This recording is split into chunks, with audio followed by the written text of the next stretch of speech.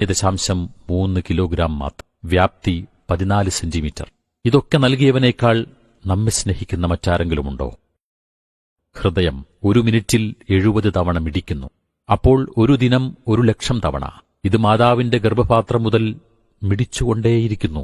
ഈ മിടിപ്പ് വഴി ശരീരത്തിലെ 75 ട്രില്യൺ കോശങ്ങളിലേക്കും ഹൃദയം രക്തം പമ്പ് ചെയ്തുകൊണ്ടിരിക്കുന്നു.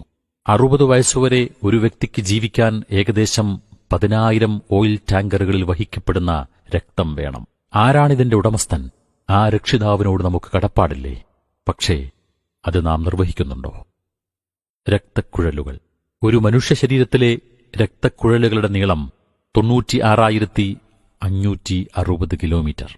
ഭൂമിയുടെ ചുറ്റളവ് 40,075 കിലോമീറ്റർ. അഥവാ ഒരൊറ്റ മനുഷ്യ ശരീരത്തിലെ രക്തക്കുഴലുകൾക്ക് തന്നെ ഭൂമിയേക്കാൾ 2 ഇരട്ടി വലിപ്പമുണ്ട്. എങ്കിൽ 700 കോടി മനുഷ്യരുടെ രക്തസഞ്ചാരപാത ഒരുക്കിയവൻ എത്ര പരിശുദ്ധൻ! ശ്വാസകോശം. രക്തക്കുഴലുകളിൽ ഓക്സിജൻ എത്തിക്കലാണ് ധർമ്മം. കാഴ്ചയിൽ ഏതാനും സെന്റിമീറ്റർ മാത്രം. എന്നാൽ ശ്വാസകോശം തുറന്നാൽ ഒരു ടെന്നീസ് കോർട്ടിന്റെ വ്യാപ്തിയുണ്ട്. ആരാണിത് ചിട്ടപ്പെടുത്തിയത്? ഒരു മുട്ടുസൂചി പോലും സ്വയംഭൂ അല്ലെങ്കിൽ ഇതെല്ലാം ആകസ്മികമാണോ? കിഡ്നി. രക്തക്കുഴലുകളിൽ മാലിന്യം എത്തുന്നത് തടയുന്നു. എല്ലാ ദിവസവും 180 ലിറ്റർ രക്തം അരിച്ചെടുക്കുന്നു. ആമാശയം. ദഹനപ്രക്രിയയാണ് ജോലി. ദഹനത്തെ സഹായിക്കാൻ അതിശക്ത സംഹാരശേഷിയുള്ള ഹൈഡ്രോക്ലോറിക് ആസിഡുകൾ ധാരാളം.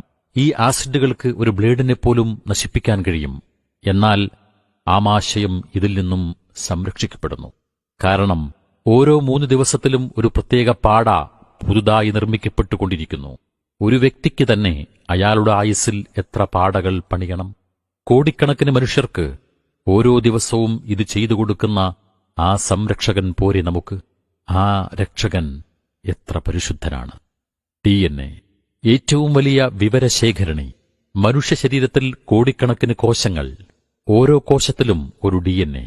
ഓരോ DNAയിലും 1000 വോള്യം പുസ്തകങ്ങൾ. ഓരോ പുസ്തകത്തിലും 1,00,000 പേജുകൾ. നഗ്നനേത്രഗോചരമല്ലാത്ത ഈ ചെറുപ്രതലം ഇത്ര വിശാലമാക്കുന്നവൻ ആരാണ്? അവനേക്കാൾ നമുക്കാവശ്യങ്ങൾ നിർവഹിച്ചു തരാൻ ആരുണ്ട്?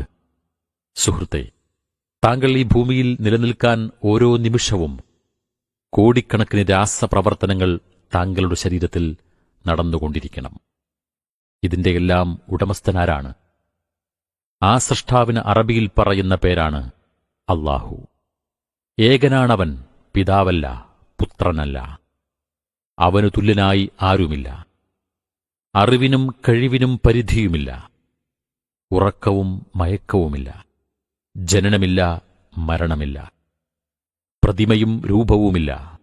സൂര്യന്റെ ചന്ദ്രന്റെ അഗ്നിയുടെ ഉടമ, പശുവിന്റെ പാമ്പിന്റെ സൃഷ്ടാവ്, ഷെയ്ഖിന്റെയും വലിയിന്റെയും റബ്ബ്. والذين تدعون من دونه ما يملكون من قطمير. അവനു പുറമെ നിങ്ങൾ പ്രാർത്ഥിക്കുന്നുവോ? അവർ ഒരു ഈന്തപ്പഴക്കുരുവിന്റെ പാട പോലും ഉടമപ്പെടുത്തുന്നില്ല. വിശുദ്ധ ഖുർആൻ 35-ാമത് അധ്യായം